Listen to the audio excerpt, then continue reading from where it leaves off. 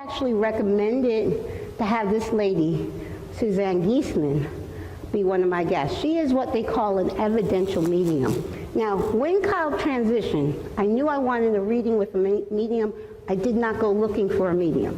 I said, I want a reading, but that medium has to come to me.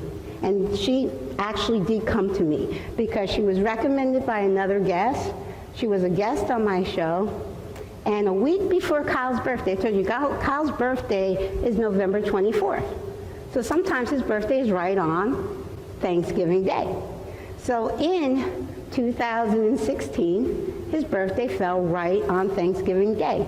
I had called Suzanne Giesman a week before that, and I just said, I'm thinking about Kyle a lot. She said, we're going to have a reading on his birthday. I said, but that's Thanksgiving Day. I didn't want to take her from her family. She said, she also, not only is she a medium, she is a channel. She channels her spirit guides by the name of Sanaya. It'd be great to Google her if you don't know about her.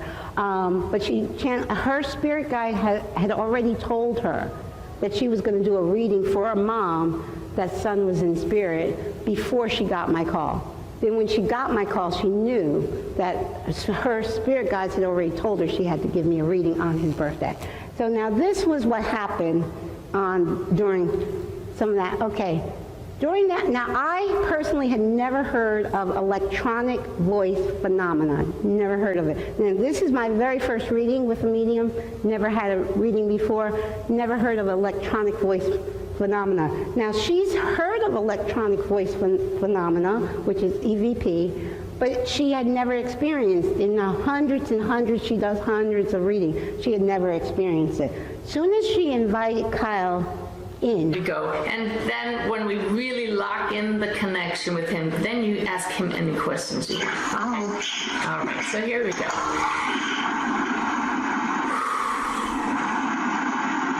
what's that sound all of a sudden?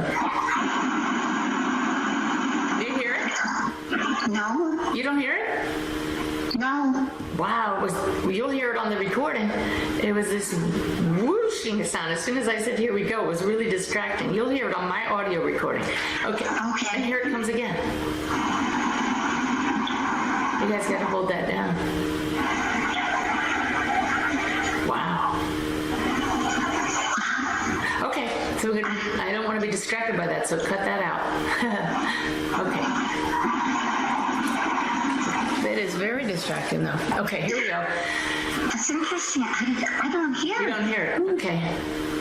Okay. All right. So even, the thing is, she didn't realize at that time what was happening, because it had never happened to her before. Kyle was actually trying to communicate through her. That was that whooshing sound. Now live, I could not hear it. Of course, you hear it loud as day in the audio. I could not hear it a thing live, and it had never happened to her before, so she didn't know what was going on at that moment. Okay, the next one. Okay, now all through, we had like a 35-minute session. It's all recorded. All through the session, you could hear the whooshing. In this particular spot, you actually could. Now, I've never told, now everybody knew Kyle had a heart condition, but I never told anyone exactly what caused his transition. I never told, so that she could not read that anywhere. That's information she had to get directly from Kyle, and you'll hear it in a second. And you also will hear, if you listen closely, you'll hear my dog Coco bark. Coco transitioned in the summer of 2007. Okay, listen to this one. That's how that feels. There's a little bit of trouble breathing, and the word embolism comes up.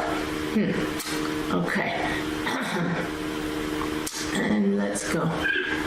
This feels like he's trying to show me some things that may have happened at the end. I don't normally hear embolism. They may have had some problem with clots.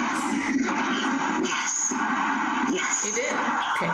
Yes. Wait till you hear this sound. I've never heard it coming through my computer. It's a vibrational thing. And he says he's doing it. He's messing with the electronics. So you can cut it out then. We got you. Unless you want to give us some electronic voice, EVP would be awesome. Never heard that. Okay. Oh, wow. I heard a sound there. It might have been your laugh, but it gave me the image of a very small white fluffy dog. Do you have a fluffy white dog, or you've had one? Had one. She's crossed over. Yeah, well, he's holding her like this. And so she's fine, Mom. And so am I. Yes. So my little dog, Coco, came through to let me know, because I really felt bad when she transitioned, because I felt like I didn't do enough. And so Coco came through, he's holding Coco. And before she mentions the dog, you can hear Coco's bark clearly. Hear Coco's bark and embolism. That was how Kyle did transition, and I never mentioned that to anyone. She couldn't read it anywhere. That came directly from Kyle. And there's one more now. In this last one, you can actually, if you hear closely, listen closely, you can actually hear Kyle's voice. And this, Kyle, you can hear Kyle's voice saying, doing it. You have to listen real close. And just says that he knows that you would do anything to have him back, or you would even be with, just to be with him. But he says, you still have a lot of work to do, and you're doing it. But it also feels like,